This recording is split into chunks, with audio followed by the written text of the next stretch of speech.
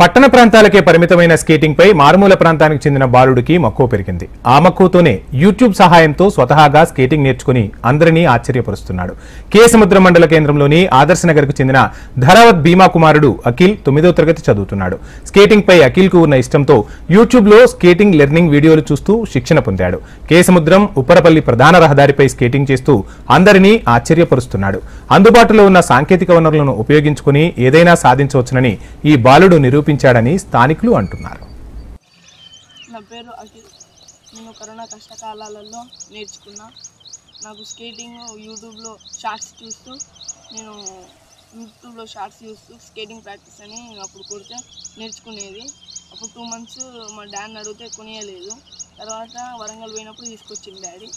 అట్లా నేను నేర్చుకున్న, కొంచెం పర్ఫెక్ట్ అయినా. ఇప్పుడు మాది నిరుపేద కుటుంబం. మా డాడీ ట్రాక్టర్ తోలుతూ మాకు ఉన్నత చదువులు చదివిస్తున్నాడు. నేను స్టేట్ లెవెల్ కానీ నేషనల్ లెవెల్ కానీ నన్ను ఎవరైనా ఆడిపిస్తే నేను ఆడడానికి సిద్ధం. మన ఇండియా పేరు నిలబెడతా. మన ఇండియా పేరు నిలబెట్టాలని నా గోల్. మా కేసముద్రం మండలం మహబాద్ జిల్లా. మా అబ్బాయి స్కేటింగ్ ఆన్లైన్లో కరోనా టైంలో ఆడుతూ డాడీ చదువుకుంటూ నాకు స్కేటింగ్ కావాలని ఆయనకు ఒక గోలు. నేను స్కేటింగ్ ఆడి చూపిస్తాను, నేను స్కేటింగ్ ఆడతా డాడీ అంటే, స్కేటింగ్ వద్దు డాడీ, మనకు అది మంచిది కాదు, అది బ్యాలెన్స్ ఆగదు, అది ముందుకు దానికి బ్రేకులు ఉండవు, ఏముండే అంటారు, మనకు నడవదు డాడీ అంటే, లేదు డాడీ నేను ఆడతా, ఇటు చదువుకుంటూ ఆన్లైన్ క్లాసు వింటూ అట్నే ఒక 2 సంవత్సరాలు అవుతుంది ఆయన నేర్చుకొని. మా గల్లీలలో చక్రాలు కొడుతూ నేర్చుకుంటూ ఒక 6 నెలల సంవత్సరం నేర్చుకున్నాడు. ఇప్పటికీ రోడ్ల మీద తిరుగుతూ సెంటర్లలో స్కేటింగ్లో ఆడుతూ ఇప్పటివరకు జరిగిన మీ అబ్బాయా చాలా మంచిగా ఆడుతున్నాడు, చాలా మంచిగా చూస్తున్నాడు. అందరితో అసలు ఇంత బ్యాలెన్స్ అవుట్ చేయడం గ్రేటు అన్నారు.